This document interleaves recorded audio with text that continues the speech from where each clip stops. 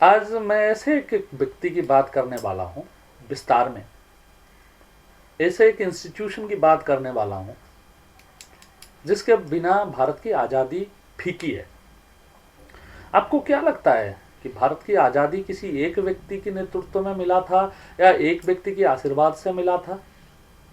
क्या भारत की आज़ादी कुछ एक धनाढ़ परिवार, इंडस्ट्रियल परिवारों के हाथों से हमें दिया गया था? क्या हमारी आज़ादी पूर्ण आज़ादी था या एक विभाजित आज़ादी था? भारत की फ्रीडम स्ट्रगल, बहुत लोगों की त्याग, बहुत लोगों की स्ट्रगल, बहुत लोगों की करेज और बहुत लोगों की विद्रोह से प्राप्त हुआ था।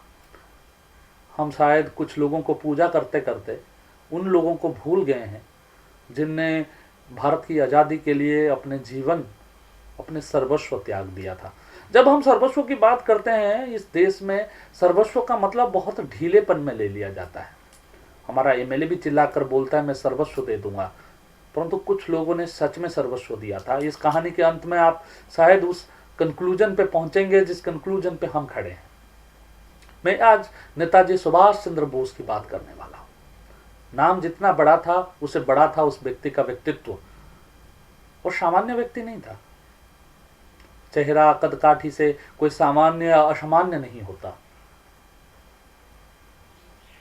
उसकी एक लाइन से बात शुरू करता हूं, सबको पता है, मुझे खून दो मैं तुम्हें आज़ादी दूंगा। लोग कहते हैं खून के, तुम मुझे खून दो मैं तुम्हें आज़ादी दूंगा। इस प्रकार का एक लाइन उनका बड़ा पॉपुलर है।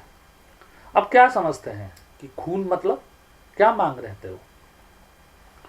आपको सुनकर आश्चर्य होगा, आज़ाद हिंद फौज के बहुत कम लोग मरे थे जंग में, क्योंकि वो इतना बढ़िया मिलिट्री लीडर थे कि अपने लोगों को मरने नहीं देते थे। परंतु वो बात क्यों बोलते थे? और आज कितना प्रासंगिक है कि तुम मुझे खून दो मैं तुम्हें आज़ादी दूंगा। सबको लगता है आज़ादी मिल गई अब तो खून नहीं। नहीं, आपको ये समझना होगा, जब उन्होंने बोला था, जिस आज़ादी की बात सुभाष बोस ने करा था, वो आज़ादी हमें जो प्राप्त हुआ उससे बहुत कम लेना देना था। वो जो उस आज़ादी की बात करते थे वो आज़ादी आपकी सांस्कृतिक आज़ादी थी। सांस्कृतिक आज़ादी जरूरी है। भारत आज सिविलाइजेशन इतना दिन बचा रहा, उसका कारण और कुछ नहीं था। हमारी परिवार का सिस्टम, हमारी सामाजिक नियम हमें इतने दिन तक बचा कर रहे हैं। बहुत कमियां थी हमारे समाज में, इसलिए महापुरुष और संतों की जन्म हर युग में होता है। हर 10 वर्ष में, हर 15 वर्ष में ऐसे संत आते हैं जो कुरीतियों को बदल देते हैं। नेताजी सुभाष बोस की जीवन जनवरी 23 तारीख 1897 में कटक उड़ीसा में हुई थी। वो एक वेल एजुकेटेड और रिस्पेक्टेड बंगाली फैमिली से आते थे। उनके पिता जानकीनाथ बोस एक प्रोमिनेंट लॉयर थे और कटक बक्सी बाजार में अवस्थापित थे। उनकी माताजी प्रभावती देवी डीपली रिलीजियस और पैट्रियोटिक थे। माता उनको ये समझाते रहते थे कि सुभाष, तुझे जो भी करना है इस देश के लिए करना है। तो जीवन में जो भी डिसीजन लेगा अपने देश को आगे रखते हुए लेना। कभी भूल मत जाना, इस देश के बिना हमारी कोई अस्तित्व नहीं है।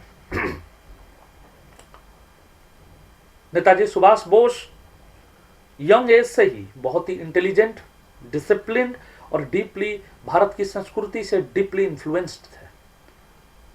वो रामकृष्ण परमहंस की कहानी सुनते थे। वो विश्व में विचरण करने वाले स्वामी विवेकानंद की कहानियां सुनते थे।